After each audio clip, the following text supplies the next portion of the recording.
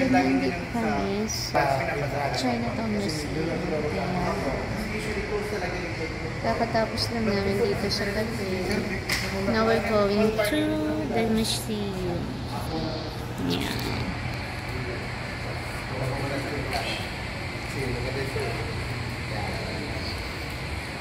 Binondo Museum. Yeah.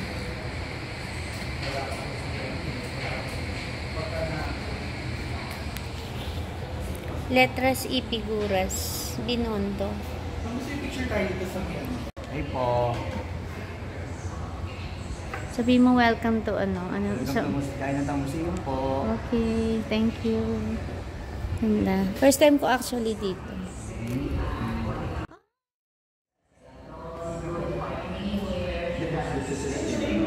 Various trades, not just retail. A lot of them were actually into service, like opening restaurants. Si ano to, di ba? Yung may-ari ng ano, tsaka si ano, yung sa Against Violence.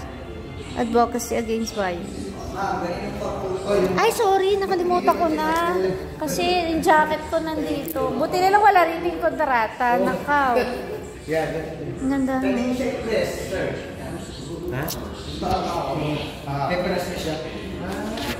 Para makita yung ano ko, ano yung mga area. Ang galing. Subukan kong pumindot.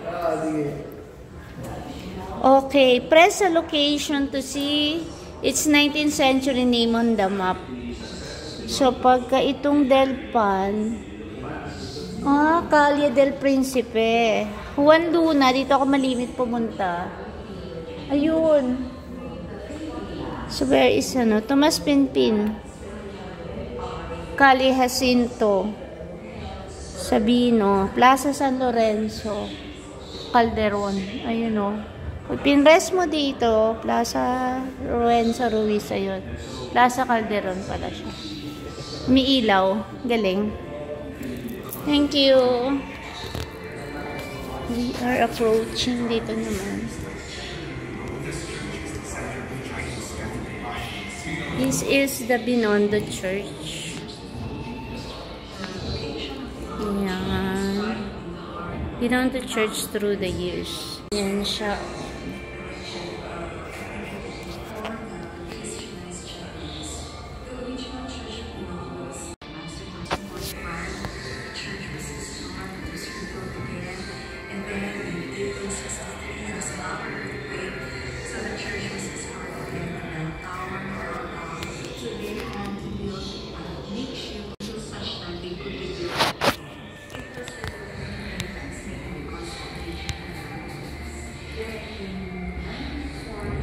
Sana pala sa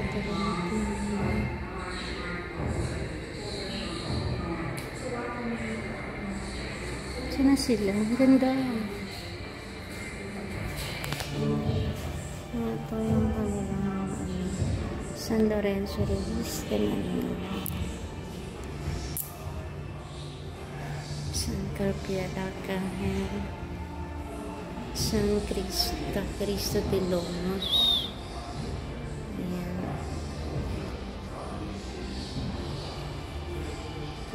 Nuestra Señora del Santo Rosario.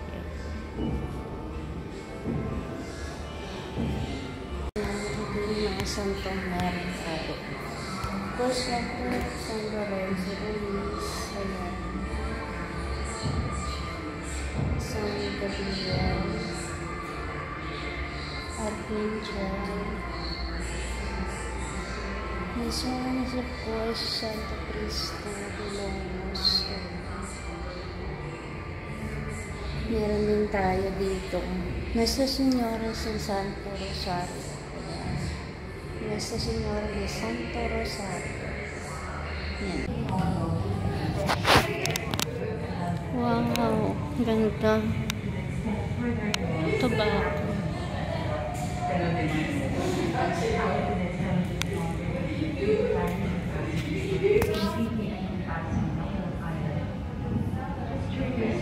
Mga barrel.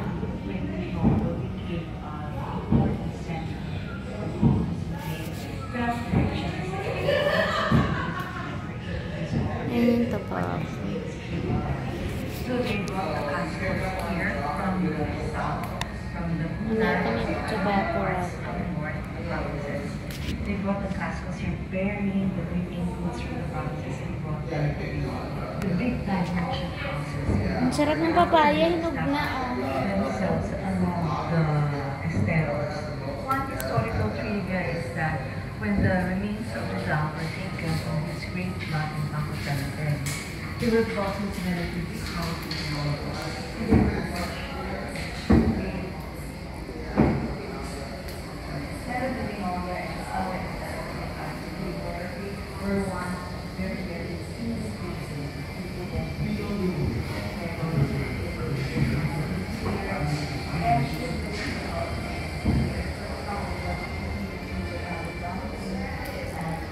Ito yung iba't ibang eras, 1900, 1912.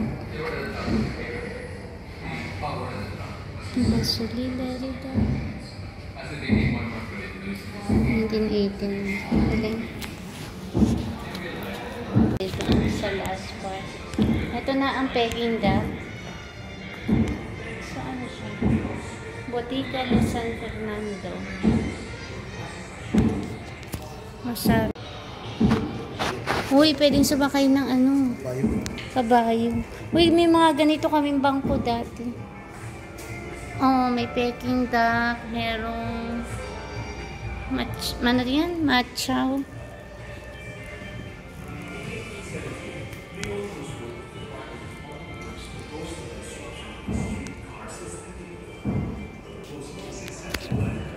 Nagulat ako, kala ko may tao.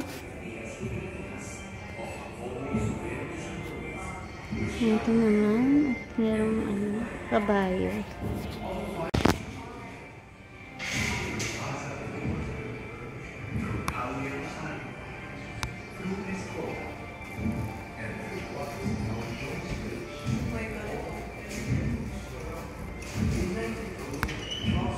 Gallery, may gallery pa dito. Meron pong kumakatok sa dry goods. Ano nasa loob? Wala. Ah, okay.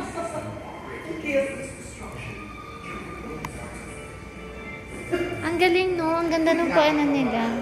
Actually, ang ganda ng pagkakagawa nila. Dapat masulit natin. Mahal na entrance, 150. Patapos na. Ano meron dito? First United Building. El Hogar Filipino Building. Escolta. Ang ganda. Digital Manila Project. Revive Manila.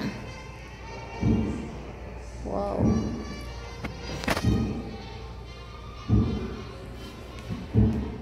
Telepono. Ang cute. Historical timeline of Binondo from the 10th century to the modern times. Cute, oh. Diba? Ganda.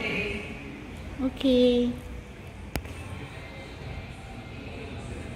Ayan. Andres Bonifacio and Gregoria Bonifacio. Uy, Hotel de Oriente.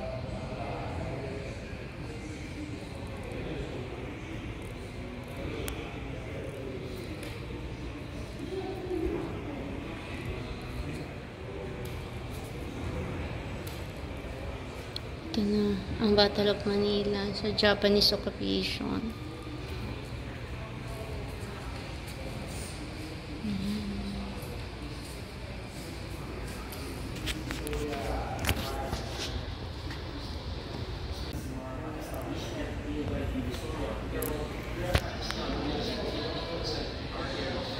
Volunteerism, sikat na sikat ang kanilang fire brigade.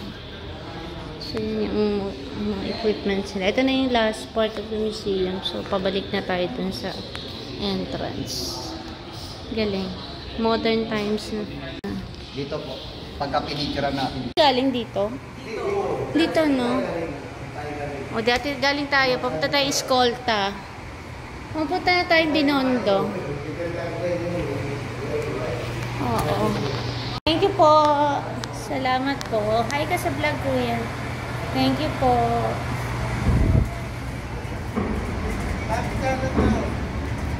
Ang ganda nga eh, oh. Hello!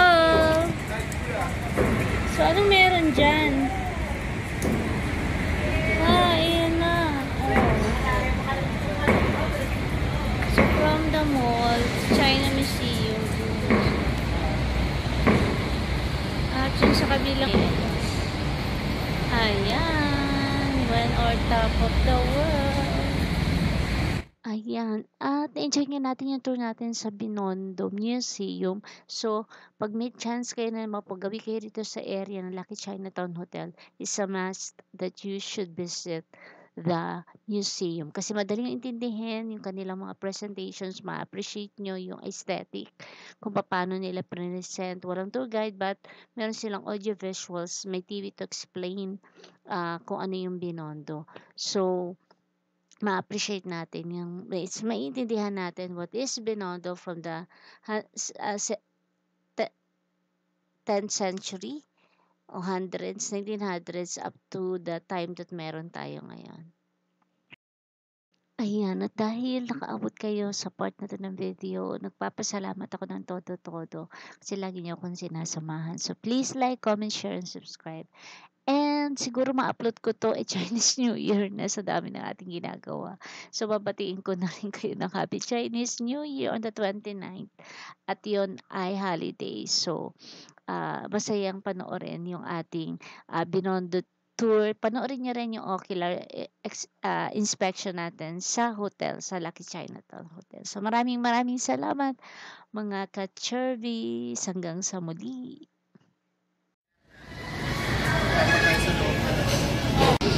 Technically, wala naman parking doon. Oh, I guess. I guess yun. Pag hindi talaga, edi ikot ulit tayo. Yeah.